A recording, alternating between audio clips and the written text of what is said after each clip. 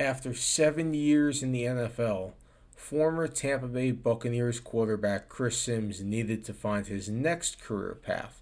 A third-round pick out of Texas in 2003, Sims started 15 games in 5 years with the Buccaneers and famously lost his spleen along the way, but complications from that 2006 injury and a negative relationship with Buccaneers head coach John Gruden eventually spelled the end for Sims' time in Tampa Bay.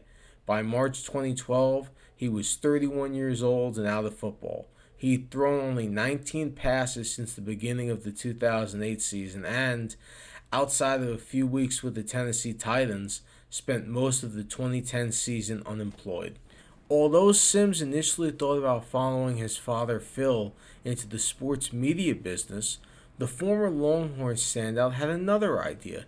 His ex-Denver Broncos head coach Josh McDaniels had recently rejoined the New England Patriots as their offensive coordinator. Patriots head coach Bill Belichick won 2 Super Bowl rings as the New York Giants defensive coordinator when Phil Sims, Chris's father, served as a starting quarterback, so there were connections there. In March 2012, the Patriots officially hired Sims as a coaching assistant, but rather than working with quarterbacks or doing on-field work, the veteran gunslinger primarily worked behind the scenes, analyzing film and taking notes. Such work in an entry-level position would be grueling for anyone. However, as Sims admitted in July 2021, the long hours also had a significant impact on his personal life. At the time, Sims had a 7-year-old daughter and a 3-year-old son he rarely spent time with.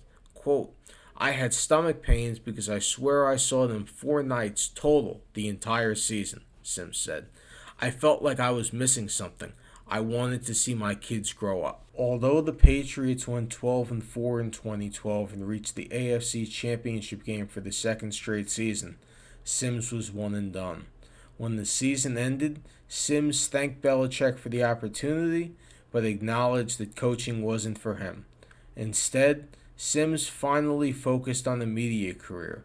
He spent the 2013 season calling college football games for Fox before joining CBS Sports the next season. The Texas product also began writing for Bleacher Report and discussing college prospects and NFL players alike. But since 2016, Sims has worked for NBC Sports, where he's done everything from working Notre Dame football games to co-hosting Pro Football Talk Live with Mike Florio. Sims has also taken on a larger role on Football Night in America over the last few seasons. But still, we're left to wonder, what would have happened had Sims stuck with coaching?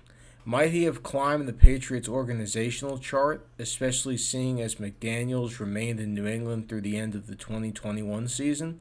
And if Sims had preferred not to spend so much time away from his family, might he have looked into working in college and trying to get a position job somewhere? And how much different would NBC Sports roster look if Sims hadn't joined in 2016? But perhaps most importantly, who would release arguably the NFL world's most controversial quarterbacks rankings list each year? No, the truly important question is, nearly a decade after Sims left the Patriots, how much have things truly changed, if they have changed, for those entry-level employees across the NFL? Are they still working such long days and spending so little time at home?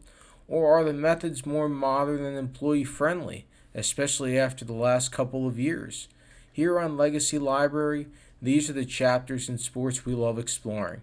Thank you for watching. Make sure to like the video and subscribe, and please stay tuned for more.